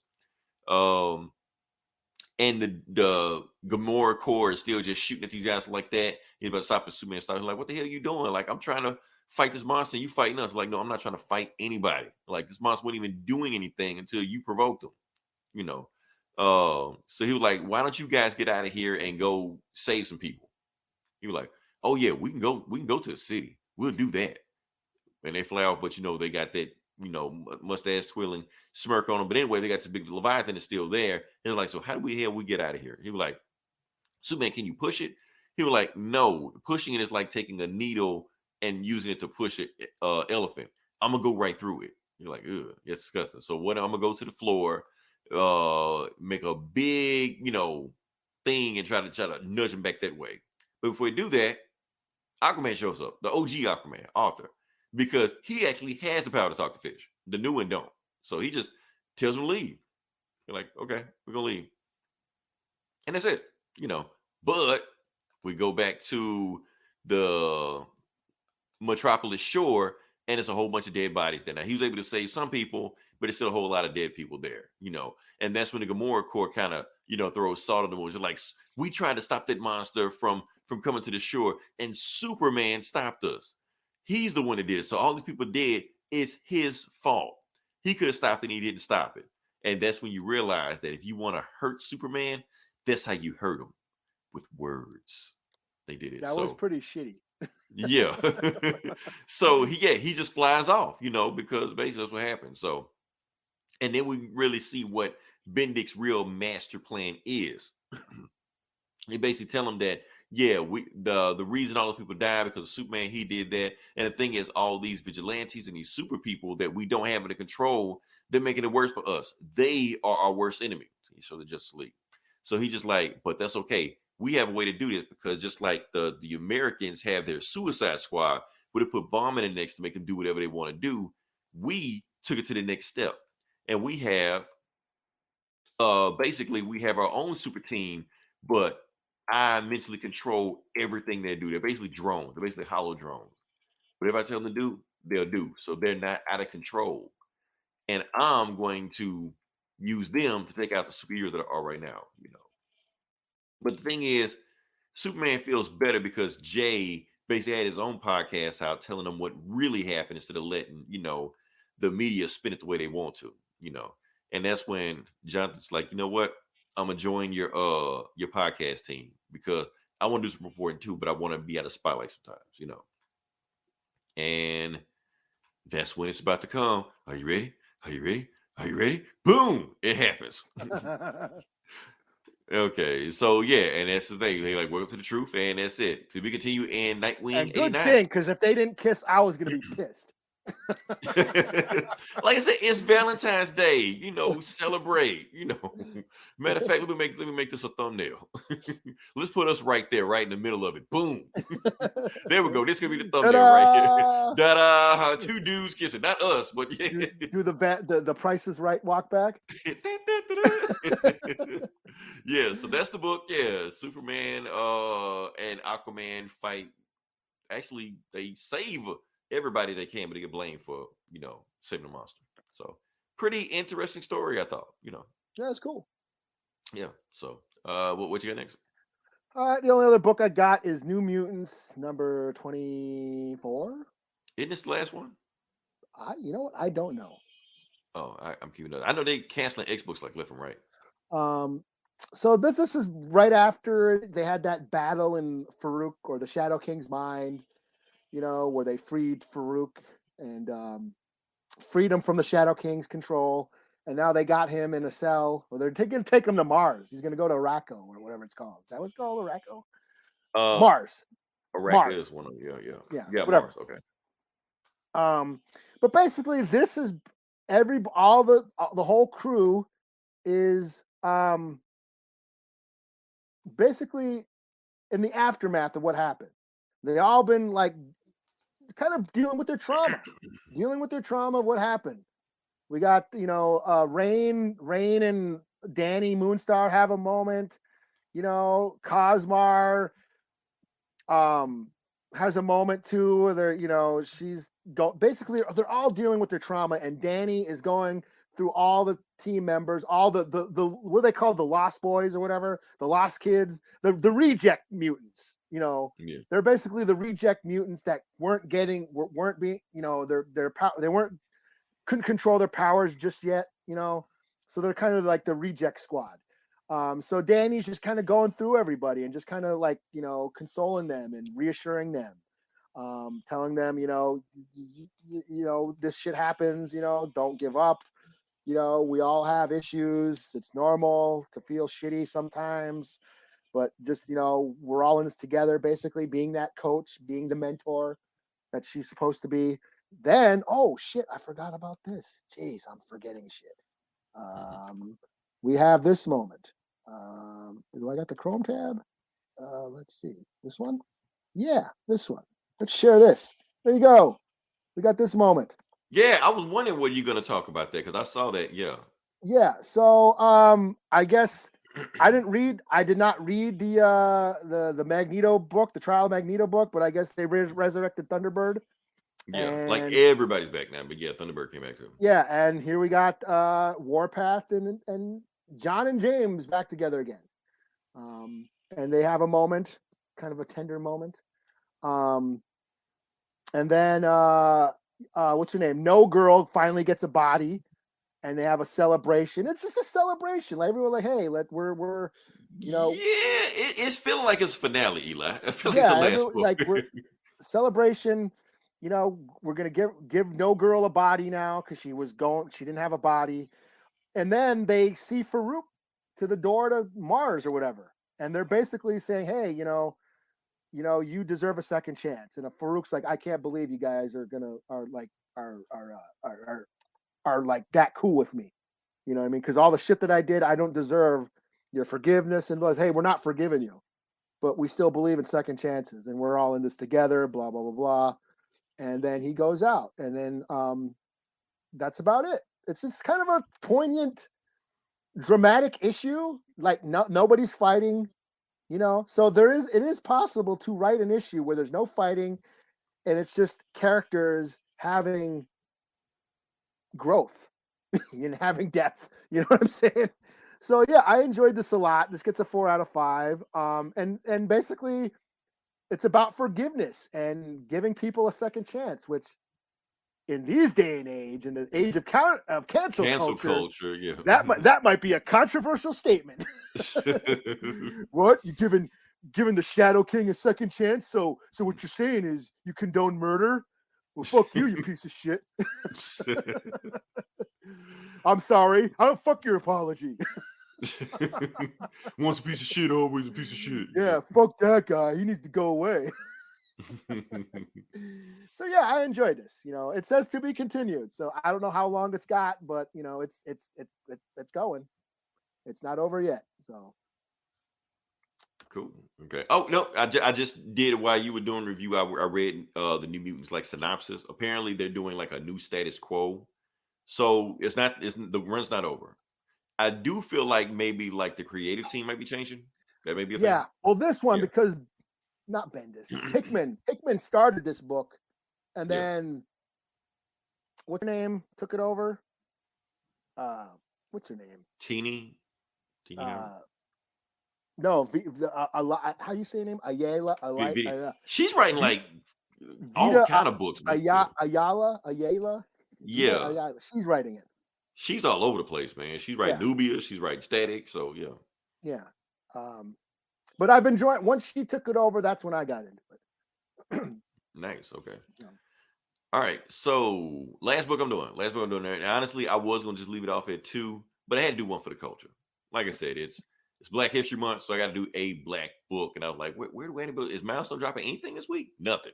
So only thing I could do is read I Am Batman #6. Now, Eli, I have gone at length, ad nauseum, about how I feel about a Black Batman. Everybody knows how I feel about that. That's like one of the most viral videos we've had. So it's like, should I even bother reading this? But the reason I'm reading it because the creative team is all black. You got John Ridley, okay, he's black, and Ken Lashley, who is one of my favorite artists out right now, who's also black, and I think even the cover artist Oliver Capio, also black. John Ridley just directed a movie that I want to watch too. Did he? Okay. Yeah, So, it's like a sci-fi flick. Yeah, he has his foot in Hollywood, so he's all the place doing everything. So I'm like, Needle in a Time Stack. I haven't seen it yet, but it's some sci-fi flick he wrote. He wrote and directed. Oh damn. Okay, so and he still has time to write all these comics. So yeah. Yeah, he's directed movie. He did that Jimi Hendrix movie where they weren't allowed to use his music. Fucking A. Yeah, it's like, why do that? But yeah. I mean, props to what's his name, Andre 3000. Andre 3000, yeah. He did a good job. Peggy Carter was like his girlfriend in that movie. Yeah, she played in it. Yeah, she was in it, and he did. The performances were great, but his estate didn't let him use any of their music. That pissed me off. All right, so I'm doing I Am Batman. If people don't know what this is, it's Black Batman. So let's get to it. Oh, and if you notice, Eli, you see that is not a Pride logo on there. No, that is actually that is Black History Month. That's what I thought it was at first. I was like, you put a rainbow. Somebody think that was? That's what I thought it was at first. I was like, wait, that's what they do with this book because I hadn't read the book. So it's like, oh damn, Batman's gay, and black, right? Check all the boxes. And he's fat too. Let's just check that out too, No, but it's it's the colors for Black History Month. Even though the colors for Black History Month are red, black, and green. I don't remember yellow being in there, but we're not gonna go there. We're not gonna go there. That's what we got going on right now. But if I'm wrong, somebody correct me. But yeah. Anyway, Black Batman. I Am Batman, whatever you want to call it. All right. So the status quo has changed. He's in New York now, and the book actually starts off with a dude painting a canvas with a finger in blood. Now, Eli, you didn't read this, didn't you? I did not. No, I haven't read this in a while. I haven't. Okay, I read like the first two in. I stopped. I'm not on this anymore. Yeah, so that's how the book opens up. I'm like, what the fuck? He's got all these like body parts and organ stuff like that. And he has other fingers in there he's painting it with. And then we go to the guy he's chopping up. Yeah, looks awesome. And he has no fingers. I'm like, what the fuck am I reading, man? Sweet. He just chopping him up and he just going to work on him, like that. And because the Black Batman, I'm sorry, and they even go to like, do we call him Black Batman? Like, no, you don't. Do we call him African American? No, you don't call him that. You call him BIPOC. I had to look that up, Eli. That's some new shit. I don't know what that is. That's by something. Some people of color. Yeah. So I don't know what the BI stands for. Yeah. I looked it up. Yeah, BIPOC. Okay. So it's Black Indigenous People of Color. So they incorporating both of us in it. That's what it is. Well, damn, I didn't know what that meant. I didn't even know that. I didn't know what it meant. I had to Google it because I was like, what does that even mean? So that's what he is. He's BIPOC Batman. I'm sorry, even saying it is stupid. All right, let's go through. I'm sorry, I'm not politically correct. Is he indigenous too? Is he got some Cherokee in him? Oh man, yeah, I guess so. Yeah. All right, so okay, yeah. What do we got here? Yeah, he's like us. He's like if. BIPOC man. Yeah, he's BIPOC man. Yeah, it's like in Dragon Ball Z. If you do like the fusion dance, put them together, boom. BIPOC Batman is us. All right, anyway, Batman beating the shit out of these people. BIPOC Batman beating the shit out of people. Let's change our name to the BIPOC Bully.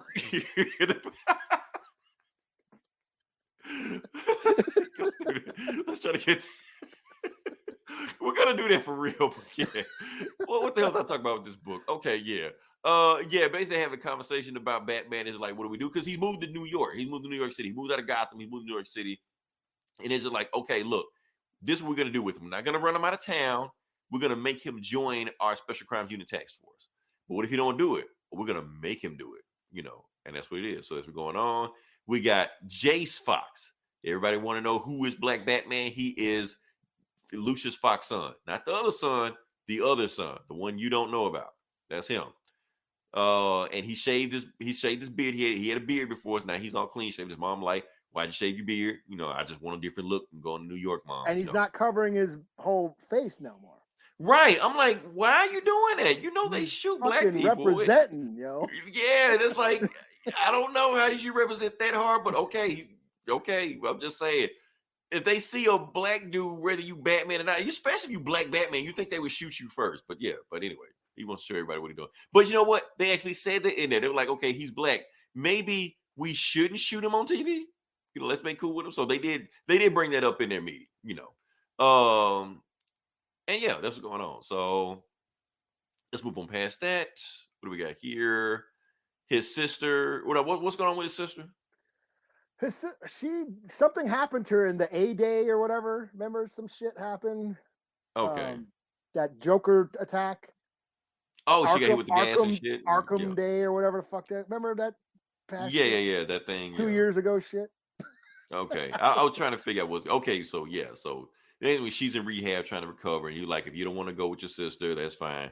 You're like, well, I got to go out here, and I'm gonna do my thing. And he was like, okay, do the right thing. He's like, I'm gonna do the right thing. And you see him again as Batman, do the right thing. And what is he doing? And this dude's just like, right, fuck you, you know, drop the gun and give up. And you saw he already shot 2 people behind him, you know. And then he shoots and then he just moves out his head because he's just that quick, you know. And you know, breaks his arm, beat the shit out of him. So yeah, you got Batman bleeding the shit out of black people. Cool, okay, yeah. Even though he did shoot 2 people, you know, he's like, fuck this, you know. So he tries to run, and then you know he just throws his thing on him, and you know the batarang and stuff, and grabs him, and then that's when the police show up. But the police are on his side. They're like, appreciate it, Batman. Appreciate you coming in. We're glad you in town. So the police actually, you know, like him, and he gets on his bike and he rides off. You know, that's it. This chick, I don't really care. Basically, she's trying to recruit. Jay's trying to recruit. So basically, it's like a whole recruit thing for both of them. They're basically getting their people to come over to New York, you know. And they want this chick. I think she was in the other Batman book, the Future State, whatever. She's gonna head up the Special Crimes Unit, and it's her job to recruit Batman to there. Yeah. So he's trying to get like his watchtower or whatever the fuck, or his. No. I mean, no. She don't really work with him. Yeah. He recruited like his guy in the chair. He recruited a guy for that. Yeah. So that's the thing. So this bridge, I don't know the bridge. I'm pretty sure you've been there, Eli. But yeah, it's like Manhattan. Yeah. I think so. But he's on it, and basically they just put like a meeting on social media saying that the mayor wants to meet with Batman. You know, because he don't have a bat signal, so they just text people just all over the places. Whoever you see Batman, just tell them to come over here. You know. So he's just driving by, and they taking pictures of him. He does a peace sign, drive off, and he goes there to Little Island. Not familiar with that, but it's a thing, I guess. So he goes there, he goes with the mayor, and he meets with other people. And basically, they're meeting for the first time. He like, do we call you Batman or the Batman? He like, man, whatever. Call me whatever you want, you know. So he's like, okay, Batman, look, I want you to join up with us. You're going to be part of our Special Crimes Unit. He was like, well, what if I say no? Then we're going to bring the entire weight of our city down on you. So do we have a deal?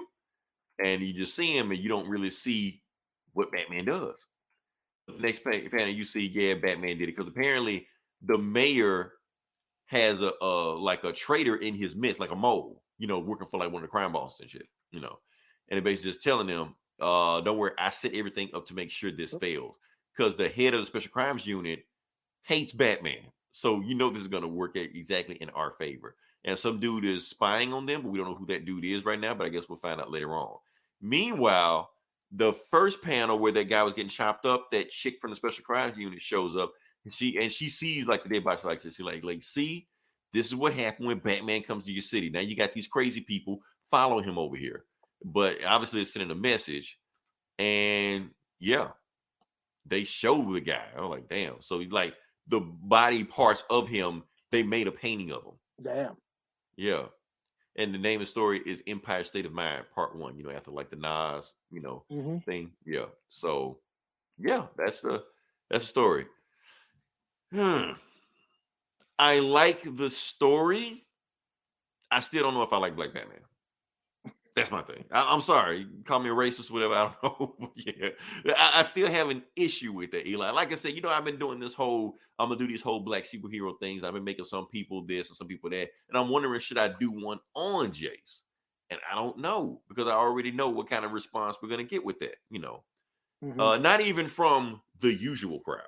just for people to decide that, they just slapping, because Batman's so popular, it's just make all the Batman. We see Miles Morales, let's get this Miles Morales money, Yeah. And Yeah, so- I'm kind of Batman. I'm kind of Batmaned out. Like Right. I'm not reading the new run. I pretty much stopped the detective run. I was reading these. I read the first couple of those books, but I haven't stayed on that. And I'm just kind of getting burned out on Batman. I don't know. Because that's all they do is Batman. Like That's I said, just we 1,000 books. Yeah, a couple weeks ago we reviewed it. Every book was Batman or Yeah. Batman adjacent, something like that. So yeah. Yeah. So I think I'm done with this. Unless something like amazing happens, I'm done with it. Now, if you read it, that's cool. You break the book down to me and let me know how it go. But I thought, I wanted to find out more about that killer. Like, yeah, the killer was the most interesting thing. I was Yeah. just like, damn. So I will see how it goes. At the same time, the book was kind of still good. I feel like they're trying to ground it. So they're basically saying, like, we're going to know the New York basically because New York should be easier. There's no crazy clowns and, fear gas and shit like that. And, this would be easier for us than it is in Gotham because Gotham's overcrowded and stuff like that. So, but I don't know. Maybe I'll review another one. I don't know. But yeah, you listen this long, if like, share, subscribe. Like I said, we have other podcasts. Eli, guess what? We hit 1,000 likes on Facebook. So we have 1,000 likes on our Facebook page now. oh, damn. Yeah, that happened quick. Mainly because of the black superhero shit we were doing. Because that Isaiah Bradley thing, that thing damn near went viral. Yeah, that did numbers. I saw some of them comments. Those comments, yeah. Like I said, the comment section will always win. It will never lose because those comments came in hot on that one. People pissed. Can I say something about the Isaiah Bradley thing first? Okay, let me say something about that Bradley. Because people are getting on me saying I don't know what the fuck I'm doing. I do want to say this. All these ones I'm doing, I am not looking them up on Wiki. Why? Because Wiki half the time don't know what the fuck they're talking about. All this I'm doing, I'm actually doing the research, reading the book, doing the work, doing this stuff. Wiki will lead you down the wrong path. Wiki will lead astray because half the time they don't know what they're doing. Now, people are getting pissed because they're saying that Isaiah Bradley came after Steve Rogers. They've been saying it was a part to recreate the Super Soldier Serum.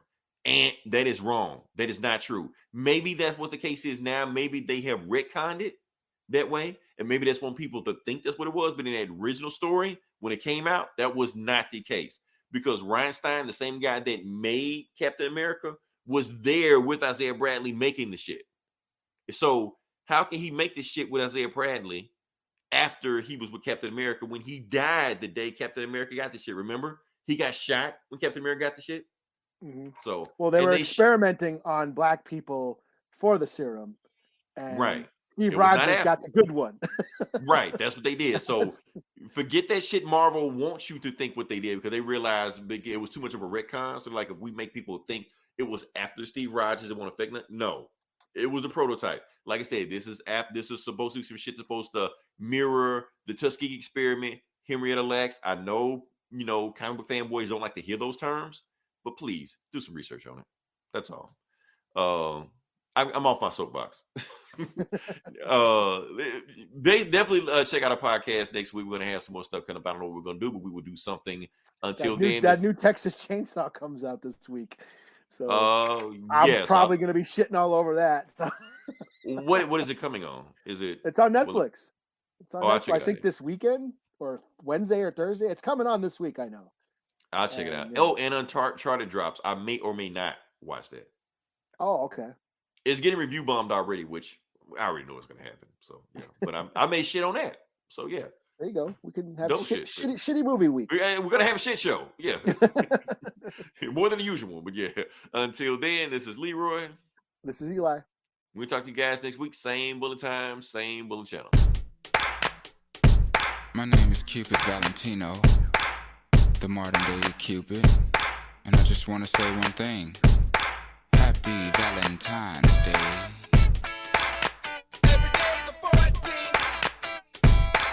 I don't think y'all heard me. I just want to say Happy Valentine's Day. Can y'all dig that? Now, when arrows don't penetrate, see. Cupid grabs the pistol. Yeah, now look at here, he shoots straight for your heart. Now, and he won't miss you. But that's alright, y'all won't believe in me anyway, but You won't believe in me, but you would fancy leprechauns on Groundhog Show. Thank you, Easter Bunny. there's all this talk about Santa Claus, but see, love will rule supreme. Happy Valentine's Day. Every day the 14th. You got it. When Cupid knocks at your door, you can't ignore me. There's no need to run. So happy Valentine's Day. Hey. Every day the 14th. Now I may have it all wrong. See, if you know what love means, well, somebody tell me. 'Cause they just don't believe in me. You won't believe in me, but you would fancy leprechauns on Groundhog Show. Thank you, Easter Bunny. There's so much fuss about Santa Claus, but see, Cupid will not be defeated. Happy Valentine's Day. Every day, the 14th. Now, I know your hearts have grown cold, and that bothers me. Now I understand, 'cause I used to be a bad boy in my day. I know you're trying to protect your little feelings, but you can't run away. Ho ho. You won't believe in me, but you would fancy Hey, don't you supposed to be some kind of player or something?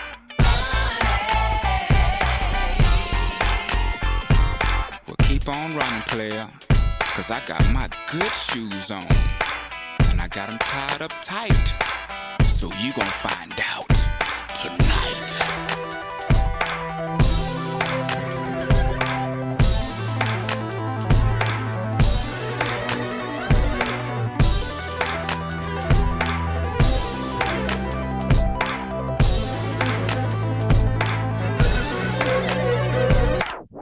Got a sweet little darling back in my corner. Below, I know I love her, but act like I don't want her. Surrounded by the lovely, but yet feel like a loner. Could be an organ donor the way I give up my heart, but never know because shit, I never tell her.